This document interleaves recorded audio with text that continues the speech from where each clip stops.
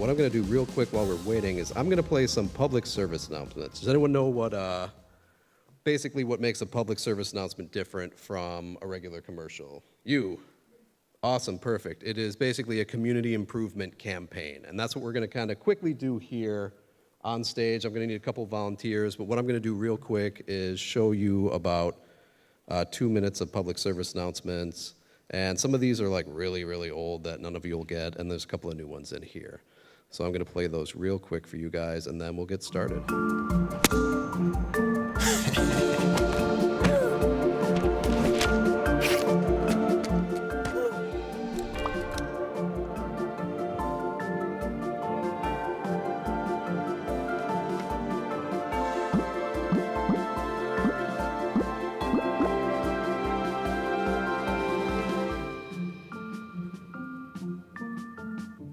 All right, well, my name is Neil Cohen. I'm a marketing producer and editor at KVIE Public Television. It's one of the non-commercial TV stations here in the Sacramento area.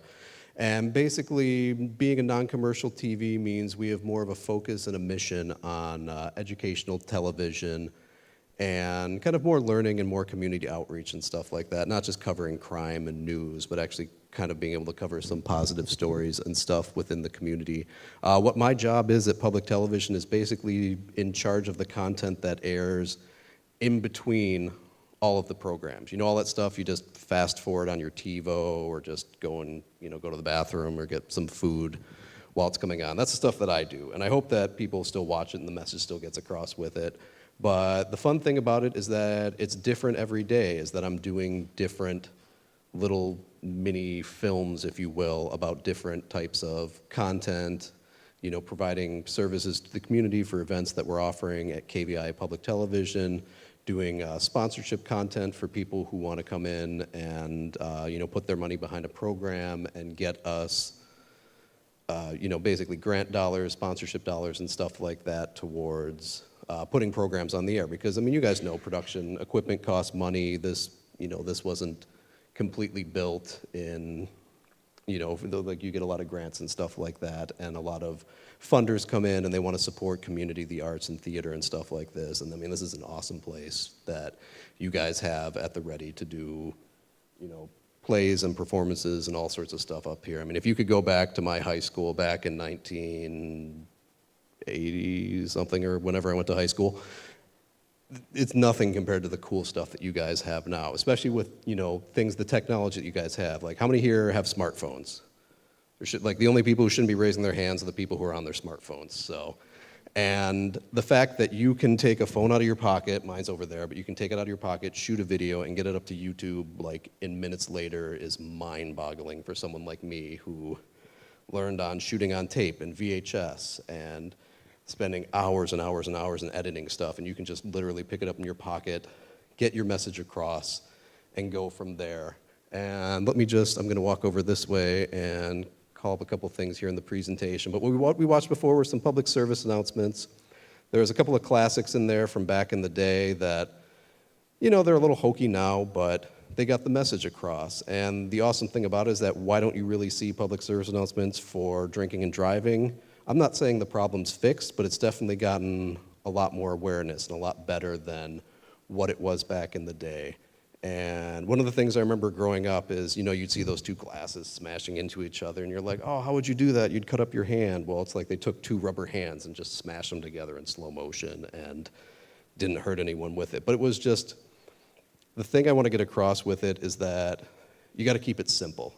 And a message like that is something that resonated with, your parents and your grandparents seeing that thing, that it was enough that friends don't let friends drink and drive because someone might be being irresponsible and not knowing what to do. And at some point, you have to have a friend step in and say, hey, stop it. But we've got a lot of cool things like, Uber and taxis and a lot of other ways that you can get around now. But it's just kind of like for that to be a big enough issue that people put together a campaign and really want to get together and stop a force. A big thing that we have now is a bullying campaign, and I hope in 5 years you guys never have to see another bullying ad or PSA because it's fixed. It goes away. It's not a problem. People have gotten mature enough and it's not even become an issue in society or anything. So what I'm going to talk to you today is how to create an effective public service announcement. I can't stress it enough, but research your topic. If you want to do it about anything, you can research. I mean, you've got the internet at your fingertips on your phones right now. You can go to a library. You can talk to people who are specialists in what you want to do. And don't just make a list and pick a topic. Research it and see, why is this interesting? Why is bullying, such a topic that needs awareness right now? And from there, you can research and be like, is this something I want to do? Is this, and then from there, you can kind of figure out like, oh, is this going to be a fun public service announcement, or is this going to be something where it's like, it's really dramatic and you're going to have dramatic music and go from there. Writing is key. Don't just show up with your equipment and your friends and everything and just wing it. Because if you sit down and write and do what you want to do, you're going to come back and edit it and look it over and over and over and eventually get what you want to say. And I'm not saying your script has to be perfect when you're shooting, but it's a good enough idea that's been vetted and you can go across that when you get to shooting, it's going to be easier because you've got it all scripted out, you're ready to go, and you're not wasting anyone's time, and time is money. There's a phrase in the industry called, we're burning daylight, and it's like if you're shooting outside, sun's only up for so many hours a day, and you got to get this stuff done. And it makes you look better, and it makes you plan better. Location scouting is another big thing when you're shooting a public service announcement, because it's things like, you may have planned to go outside and shoot today. Well, it's raining, so that's not going to work. So what's your plan B? Do you get together on Monday and shoot something different, or do you decide to do something inside? And location scouting will be a big part of that. You get together with your crew, you shoot your public service announcement. If you can't pay your crew, feed them. Bring pizza, go to McDonald's, get something, because if you have a happy fed crew, they'll do, I've seen people work for pizza and do a better job than people I've paid in the past to do work for me. So at least you can do is, take them out for dinner, get some food, go from there, and then shoot your footage. And when you get it all together, you're probably not going to edit the same day because you're going to be sick of this topic and what you're doing from there. So take your footage, load it onto your computer. And another thing I really need to stress is doing file management. File management is key, especially if you're doing multiple shoots over multiple days and multiple locations, and you want to remember where your footage is. You need to organize it and get it together, or else you'll go to open up your project and it'll take you 10 times longer to edit and piece it together.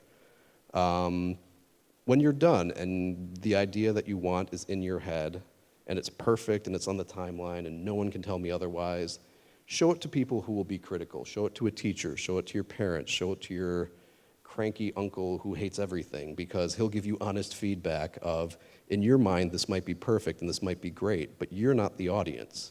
They're the audience. You guys are the audience. Other people are the audience. And it makes sense to you. Why? Because you've been in the weeds of putting this together for weeks, months, probably not a year, I hope not, but you really need to get an outside force to look at it, and then be open to making changes. They might say, hey, this part's confusing, or I don't get this, or can you simplify that? And when you're all done, make the changes, put it up online, and get the message out there. If it's in a film fest, if it's YouTube, Vimeo, if it's community access, wherever, get your message out there of what you want to do, and take feedback. And maybe you want to do, in 5 years, you want to change your message and do something else, or evolve from there. So, all right, so that's basically how to create an effective public service announcement. We're probably going to do none of this right now because I got about 20 or so minutes for us to make a public service announcement. And what we're going to make that public service announcement on is, we're going to do it on how to make, basically it's kind of like how to not make your video be garbage. Because you've probably seen videos out there where it's just like, oh man, they didn't use a light, they didn't use microphones, they just kind of like stood up in the corner of their classroom and did it, and it just, so what I need from you guys, I've got some equipment up here, and I need a camera person, I need a boom operator, and I need a protagonist and antagonist. Does anyone know what a protagonist and antagonist are? All right, you. All right, so I need a hero and I need a villain. Who wants to be our villain? All right, you're way too excited about being a villain, so you come up here. All right, and then I need a hero. You right there. Nope, yep, you, come on up. Sorry, like everyone's just a black silhouette to me up here, so. And then I need someone who really wants to do camera. Oh, okay, cool. Then boom mic and camera it is. We got 2 pros. So what we're going to do here, and what's your name? Jonathan. Jonathan? Soraya. Soraya, awesome. And if you want to give him a round of applause, cool. If not, whatever. All right, and then what's your name? Colleen. Colleen? Yeah. Awesome. Sadia. All right, cool. And I will have you, who wants to be the boom operator? All right. All right. This is going to be fun to do with one hand, but. All right, so there's a boom for you. And basically what this is a little microphone. In the industry, we call this a dead cat because it kind of looks like a cat and it doesn't move, so. But basically, it's a windscreen, so when you start moving things around or if you make noises in front of it, it's going to help dampen some of the noise there. And what I need you to do is you're going to be miking, or you're going to be hanging your microphone, boom mic, over our protagonist and our antagonist here. And what we're going to do is, let's find a place to shoot, and I'm limited by how far, sorry, that's probably real bright. And if I can have, let me move this back real quick. So the backdrop's going to be here. Let's have you, we'll have our protagonist stand here, please. So, and then what we're going to do, and just don't fall off the stage. And then you are the camera operator. Stand kind of right by this light.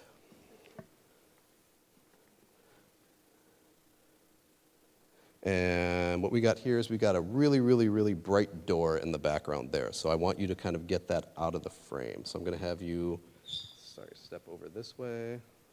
Keep going. And then I'm going to zoom in a little bit for you here.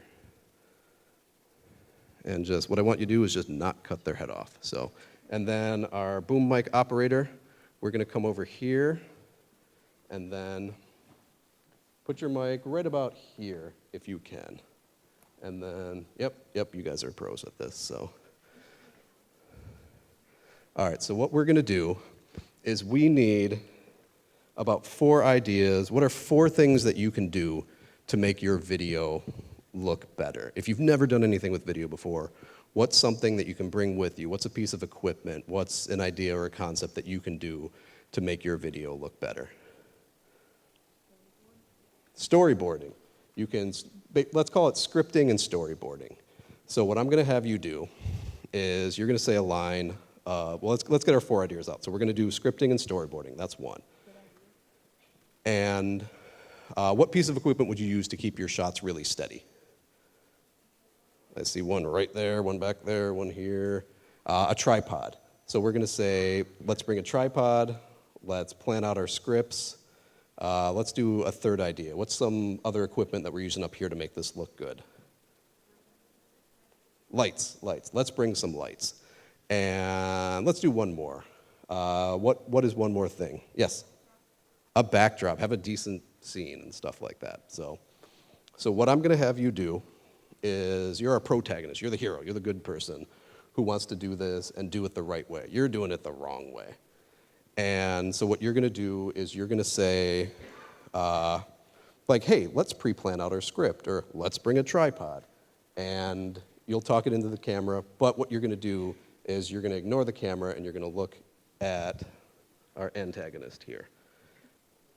So, and you're going to try not to make her laugh. So all right, so hold the camera up. I'm going to restart this real quick. And then what we're going to do when we're done with this is we're going to piece this together in a commercial or a public service announcement that's hopefully a little bit funny. Hopefully you guys will learn a little bit from it. I know you're getting sick of holding it, so we'll be done in about 10 minutes. So, yeah. So, all right, so the first line we're going to say is about scripting. So, I want you to say, we should plan out our scripts, or like, let's plan out our scripts ahead of time and not waste anyone's time. So, all right, camera up. And in 3, 2, 1. Let's plan out our scripts and make sure we're not wasting anybody's time. It's going to be so good. All right, let's do it one more take. That's all right. And we're going to do one more take where her head isn't chopped off. All right, in 3, 2, 1. Let's plan out our scripts so we're not wasting anybody's time. It's going to be so good. All right, cool. And then let's do, hey, let's bring a light so the video looks good. All right. When the camera's ready, in 3, 2, 1. I'm going to grab some lights, and the video is going to look so good. It's going to get all of the great angles. Awesome. And what else do we have? We had lights, we had scripts, backdrop. All right, let's film this in, let's film it in a place that looks good. All right, camera's up, and we're rolling in 3, 2, 1. We got to find a place that looks good so it makes the whole video look better. Awesome. And then what was our last one? Tripod. Tripod. Let's bring a tripod. All right, so 3, 2, 1. And we can't forget a tripod, of course. All right, let's do that one more take in 3, 2, 1. And we can't forget a tripod, of course. Awesome, thank you. And then what we're going to do real quick, I'm going to pause this, and then you two are going to switch places. Yeah, I'm like, don't fall. So, and then I want you to come over here, and then you're the antagonist. You're the villain. You're going to do the exact opposite of all this stuff, and just kind of ham it up, have a little bit of fun with it. So, all right. When you're ready, put the camera up. I'm going to roll, and the first one is going to be. Let's do it out of order. Let's say, let's not bring a tripod. So you want to say be like, nah, we don't need a tripod. And what I'm going to do as I'm doing that is I'm going to kind of shake the camera a little bit so it looks a little shaky. So in 3, 2, 1. We don't need a tripod. It doesn't matter that it's shaky. All right, awesome.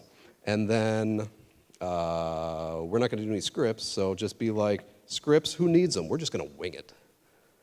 All right, or do what you want. All right, and now you don't need to be shaky. Just hold it there. In 3, 2, 1.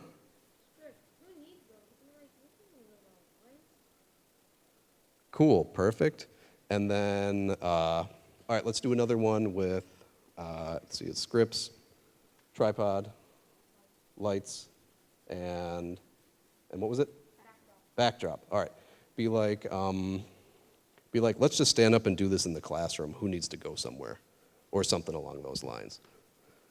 All right, in 3, 2, 1. It's going to take too much work just to find a good place. Just do it wherever you want. All right, cool, perfect. It's fun, but no one should be complaining about how heavy equipment is now, because pick up a camera from like the 70s or 80s, and it weighs like as much as you. So it's a completely different world now, but a heavier camera does give you a little bit of balance to play with and go from there. So now what I'm going to do is I'm going to pop this little chip out of my camera, put it into my laptop.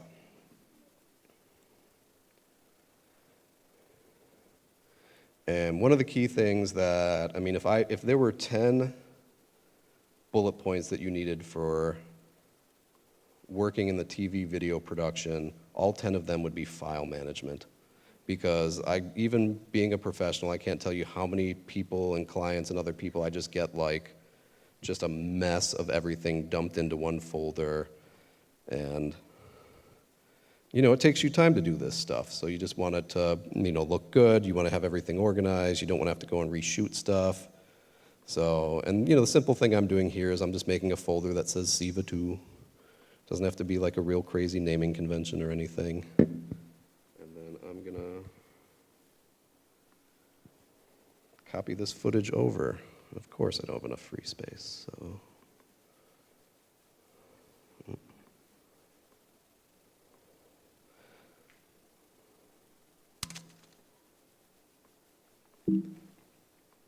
And file management is very exciting and very glamorous, as you can tell.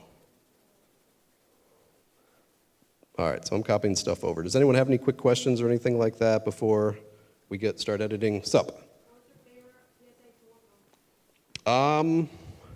I've worked on a couple of PSAs. I was lucky enough to go to film school over in the United Kingdom, and I don't know what it is about England and British culture, but they really like to shock and awe people in their, most of the people that are in their PSAs, like half of them die from some sort of horrible accident or something like that they have, and they're really oddly morbid. But there was one that I remember an editor working on when I was interning out there, and it was, basically it was, when texting was new, like 10 and 15 years ago, and it was like a kid who was just texting and walking into the street, and then, it was like, it was a 30-second commercial, 28 seconds of it was just this kid texting on like a Nokia 100 phone, and then just out of nowhere, just bam, he just gets hit by a car and killed. And I'm like, it sends a message, and we get it, but it's a little intense. But, that's where public service announcements can run a gamut to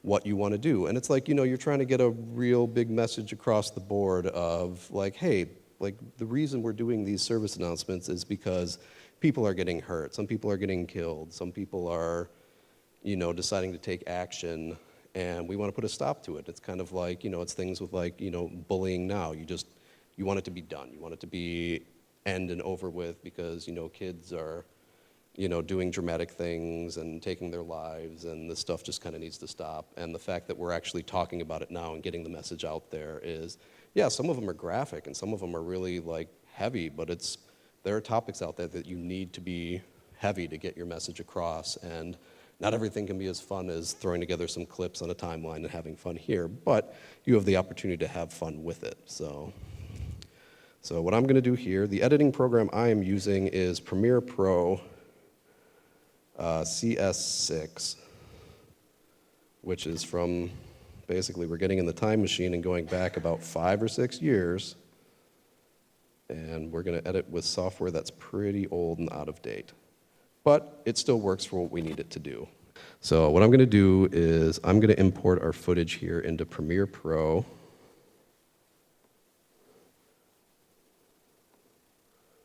And what do you guys use to edit in your classrooms and stuff? What do you use? Final Cut, cool. You guys? Oh, WeVideo. A lot of people are using WeVideo because that's kind of a fun collaborative video environment to share things. I know with Adobe, they're really getting big into sharing projects finally, which has been, I put stuff on a thumb drive and sent it via mail to get someone else to work on it and collaborate on a project. But are there any other editing programs that you guys are using out there? Oh, Premiere Pro? Cool. It's fun. I mean, like one thing I'd like to stress is that everyone always asks me like, oh, what's the best editing program out there? And I'm like, it's you. Because I'll pull up a slide of, this is just 15 years of me working in the industry.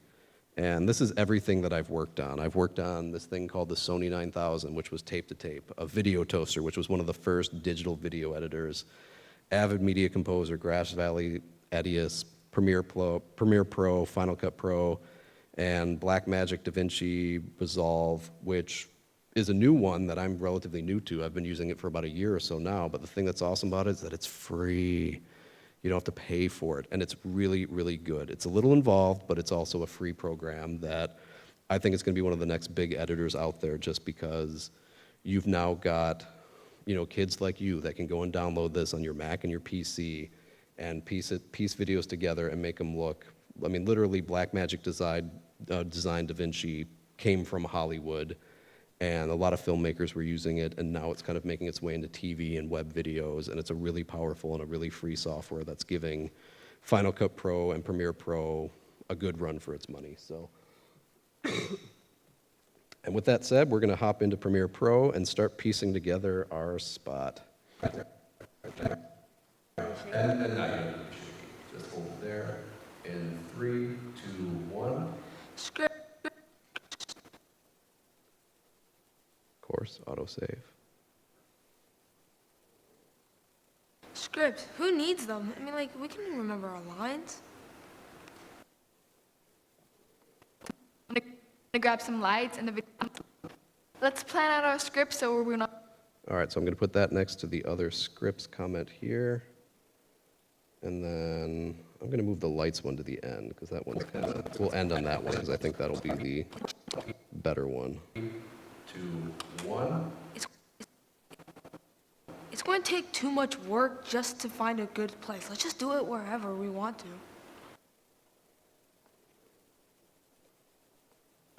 We gotta find a place that looks.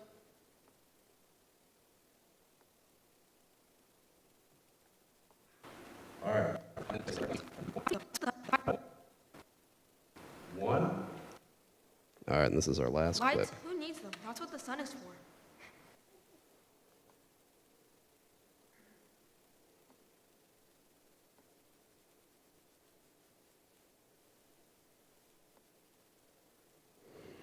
And I mean, really with editing programs, all you're doing is dragging around these little rectangles, so it doesn't, it's just a matter of being able to tell a story with it and then making it look good in the end of the day. So what I'm going to do is I got a little bit of music here.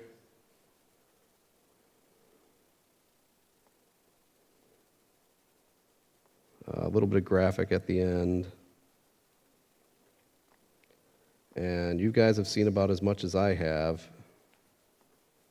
And we're just going to kind of play this out blind and see how terrible or good it might be. So what I'm going to do here is render the work area. All right, so we've rendered this out. And you guys can see it up there. You'll have to watch up in this little corner. And this will be our video. Don't warn me again. Let's plan out our. Hang on.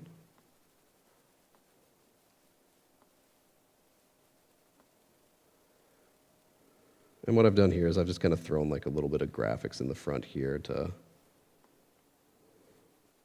All right, and let's see how good it looks.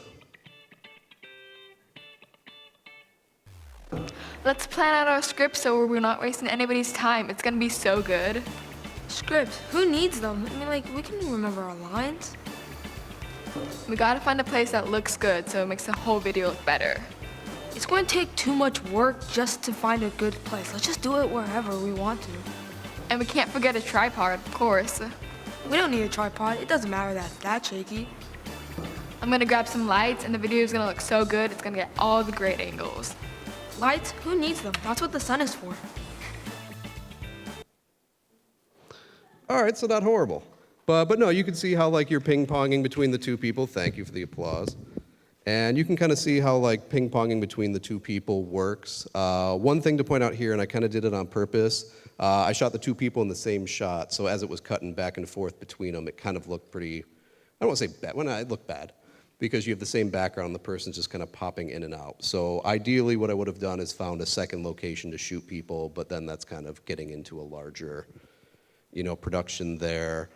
I probably would have changed up the angle a little bit of how they're shooting it, but was there anything else that you guys saw that we would have done that could have made it a little bit better? Yeah.